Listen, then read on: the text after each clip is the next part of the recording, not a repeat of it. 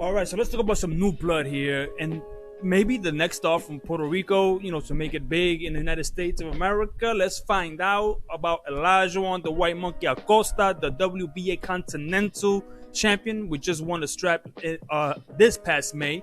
We're gonna talk about it. We're gonna watch some video, go through the rankings of the 115-pound division, and check out his box rec. We're gonna do a couple things and find out if does he have the goods, right, to come in and do what he needs to do to become that next big star. But first, if you're new here, thank you for stopping in and watching this video. And if you're already a subscriber, thank you for the continued support. It's been great. It's been awesome for the last few weeks. Please keep supporting.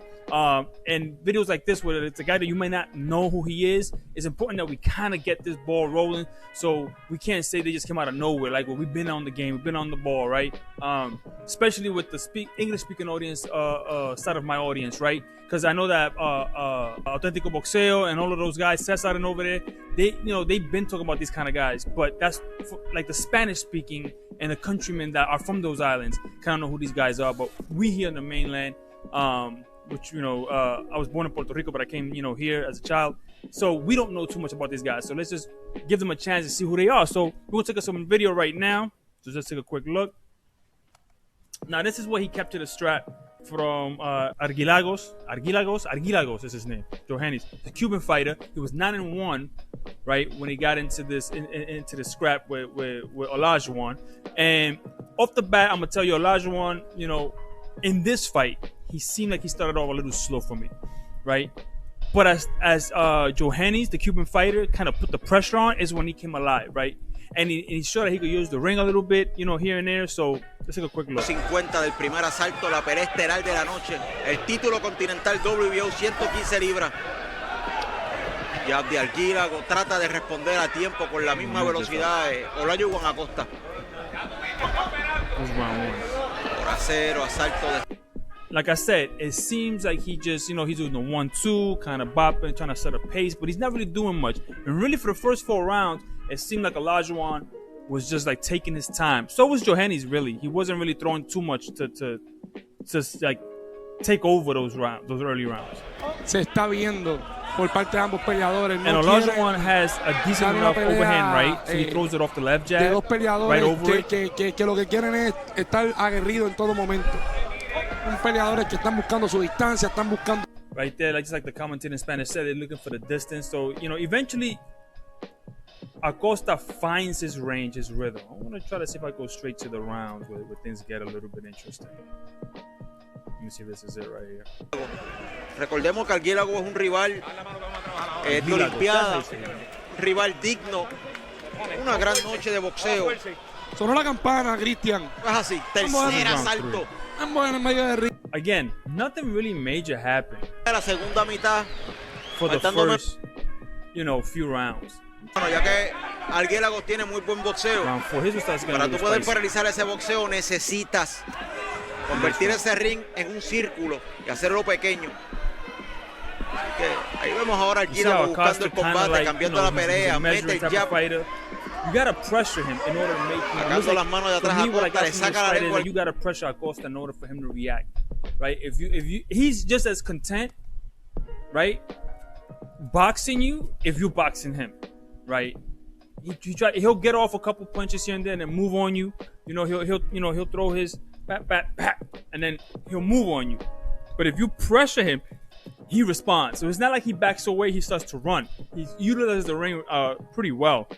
Argilagos se está poniendo caluroso. At 9-1, I don't know how good Joahnys really is. And was that night coming into that fight. I know he had 1 defeat, but he's also was 9-1, right? So it's not like we can say he had a full body of work. No se sale de su plan de pelea, mantiene postura. Estas cosas pasan. Pero como único tú pruebas que tú perteneces a este nivel. Aquí tenemos que saber si el tipo es bueno o no. Y el tipo está demostrándolo tanto ofensivamente, defensivamente y también asimilando algunos golpes porque Joahnys le ha llegado. Argilagos le dio una buena mano Es lo que te comento, era una trampa. If you catch Acosta, he's willing to trade with you. He will wake him up. And here's like a wake-up call for this fight. It was from here on in where Acosta kind of took over, right? Kind of took over, took the helm over, started working behind his jab, throwing some power shots, using the range. Like, it kind of woke him up. Like, I can't be content in boxing, you know, the whole night against another boxer, you know. Because Joahnys from the Cuban School of Boxing, he might be better than him, right, at that situation. So, falla y cae sobre su rodilla, pero responde bien. Hay que tratar de tener un poco mejor de equilibrio. So, yo no sé si ustedes están, no saben en la cámara, pero Javier Bustillo, el promotor, está. Yo creo que es el mejor asalto. Le pide que levante las manos a Acosta. Una combinación de ambas partes. Qué bien está respondiendo Olajuwon. Teniendo su calma.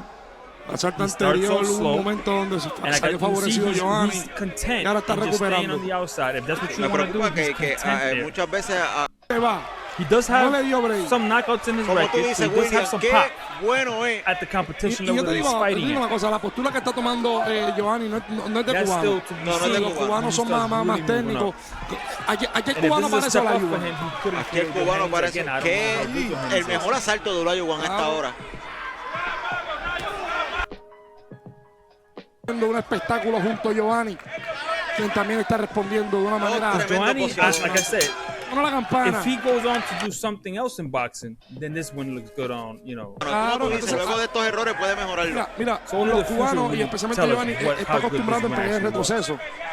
Cuando te encuentras un peleador que está peleando igual que tú en retroceso, que tú tienes que pelear hacia adelante, una postura que tú no estás acostumbrado, se te complica. Porque acuérdate que esa línea vale. Lo que pasa es que Joahnys siempre, típico cubano, le gusta estar boxeando en estos. Vamos a ver de qué está hecho Olajuwon y si está preparado para una pelea. But it's not a lot here. Tomeca. Like I said, he seems to have good IQ. Desesperado Joahnys y pagó el precio de su desespero. He tries to swim without getting wet. He doesn't like to stay. And pagó el precio del desespero, como bien comenta. I noticed in this fight. Buen abrazo, sale muy bien. Hay que saber también, William, cuándo abrazar, cuándo confundir a tu oponente, cuándo coger ese aire. Esos 3-4 segundos en lo que el árbitro se para también es parte. La esquina le dice a Olajuwon que no se tire, que tiene la pelea en el saco. Tremenda intrusión. Tremenda intrusión. Demostrando el por qué es un olímpico. We've seen enough there. At the end of this fight, and you could go watch this fight, I just want to give you a little taste of who he is. I'm not going to break down the whole fight. You know, it went the full 10 rounds to the decision. Of course, he got the win, got the WBA Continental strap. But now what we're going to do is we're going to take a look at his box rec. So again, 14-9-0, right? He's 25 years old, fighting at 115 pounds, right? So he has time. He's only been outside of Puerto Rico 3 times. To Dominican Republic, to I believe is a West Indian. That might be a West Indian flag. I don't know what flag that is. I can't really tell. Hey, don't remember the codes. I'm not a historian. Right, so 3 times, 2 different countries, 3 different times. Right, Dominican Republic twice. In Coliseo Gilberto Galapa, in Galapas. So he went there. And you see here, like I said, a lot of these are KOs. I don't know why when I do the actual like on XSplit I'm sharing it with you, it doesn't show the KO, but I can see it, you can't see it. 14 pro bouts. One guy here, again, 26-24. I mean, I don't know if Acosta doesn't have a amateur background. If he does not, then I can see a 9-1 and being at a WBA Continental champion, then that's actually not too bad, right? But if he was a decorated amateur, I would have a problem, right? I would have a problem. But I remember Eddie Hearn saying that in the States, fighters are not like outside of New York and Florida, they're not like homegrown famous, right? Where they should be like selling out arenas in their home state and then moving on. Like they should be able to hold fights and sell out consistently. And it doesn't happen here in the States. So I'm kind of changing up the opinion with Eddie Hearn, where I'm like, yeah, you know what? Not leaving Puerto Rico for like a long time and building your name there and getting a following there. So that way, if things do pop off for you, you have a situated fan base. Whereas if you're born in New York and you're a Puerto Rican fighter, you have to win over the island and have them fly over, right? They have to believe in you, whereas New York will support you, but the island will just get to know you. And also these fighters from New York, you know, that are Puerto Rican, that have, you know, like upside down amateur records and upside down, you know, pro fights with 5 pro fights, we're already saying, hey, you know, are they the next this and the next that, just because they're from New York. Whereas if you're gonna say who's the next Puerto Rican star, we should be looking at Puerto Rico. Who are they over there? If there's anybody there at all, right? If the guy from New York is the better candidate, then hey, that's what it is. But as you see here, so let's take a quick look. Who's in his division? Where's he ranked? World. So let's take a look at that right quick. Check it out. So let's go there. We're going to delete that. So right here we are. Now here's the thing. Right here off the bat, Jesse Banz Rodriguez, super flyweight. That one right there just makes your heart just go, oh God, Jesus Christ, right? Then Cafu. Now Jesse's gonna fight Cafu. I fully expect Jesse to knock Cafu into the next century and unify here, and then he's gonna probably go into Garcia next and knock Garcia into the next stratosphere, and then that's it. So now the Ring Magazine, they only have a top 10, so Acosta's not ranked here at all. For the WBO, he's unranked, not there at all. For the IBF, he's unranked, right? And this is crazy. Somebody let me know in the comments down below. Dropped out this month. Roman Chocolatito Gonzalez, did he retire? Did Chocolatito retire? Because I know he was supposed to fight Cafu. That was the rumor, but now I see he's dropped out. And also Tanaka, Kosei Tanaka. Am I getting like I'm wondering who Kosei Tanaka was and why he dropped out. If anybody knows, comment down below, please. WBC, he's not in the top 15 at all. But I will tell you that he is ranked number 23 because I remember seeing him in number 23 there. And the WBA super flyweight has him at number 11. Not top 10 yet, but top 15. He's at number 11. So I would like to see him go up against, you know, the guy right above him. You know, Ioka or Torres or Takayama. You know, one of them guys, right? Defend his WBA Continental against one of those guys in New York or in Florida, preferably, right? Get him out of the island, right? Or bring him to the island, right? Because that's where he could sell and make the most money. So whatever they need to do, but his opposition needs to start stepping up, right? We need to start seeing him step up in his opposition. Wouldn't mind seeing that. I actually like the kid. He's from the projects in Puerto Rico. He's a rapper apparently also. He's from the dirt and he's brought himself up. So I wouldn't mind. He has a good story. I wouldn't mind seeing that. I don't know about that moniker, that nickname, the White Monkey. I don't know how that's gonna fly here in the States, but that's what he goes by, in Mono Blanco.